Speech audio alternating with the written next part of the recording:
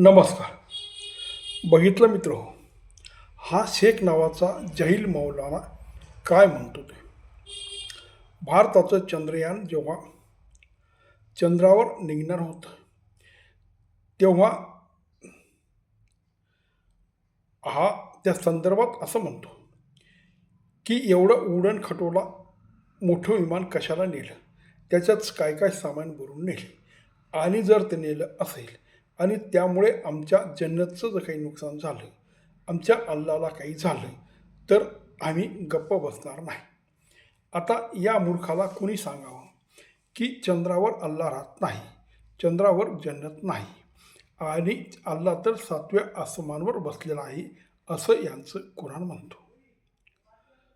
तेव्हा मुळात जन्नत आणि अल्ला ही काही वस्तू आहे का की त्याची तोडमोड करायला.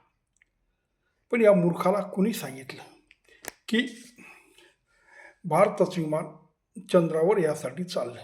मुळात त्या ठिकाणी ज्या गोष्टी नाहीत त्या गोष्टींची तोडफोड कशी होईल, आणि यांचा अल्ला आणि यांचे जन्नत जर तिथं नाही, आणि मुळात ते आहे का नाही आहे हे सुद्धा प्रश्न आहे. एखाद्या पुस्तकात काहीतरी कल्पना लिहिलेली ती खरी मानणारे हे लोक आहेत.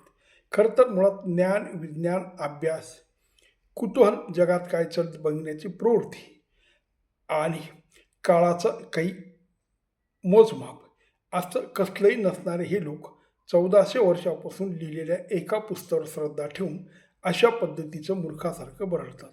मौलाना म्हणजे एक अभ्यासी व्यक्ती, एका धर्माचा एक पदाधिकारी किंवा त्या धर्माचं ज्ञान असणारा माणूस. पण त्याला जर जगाचं ज्ञान नसेल तर तो जगाला किंवा त्यांच्या अनुयायांना काय ज्ञान देईल. त्याला एवढं माहीत नाही की चंद्रावर यान पाठवलं म्हणजे ते ज्ञान विज्ञान संशोधनासाठी पाठवण्यात आलं, आणि त्या ठिकाणी अल्ला आणि जन्नत राहत नसते. तेव्हा जर यांना हे समजत नसेल तर मात्र सगळंच कठीण आहे. नमस्कार.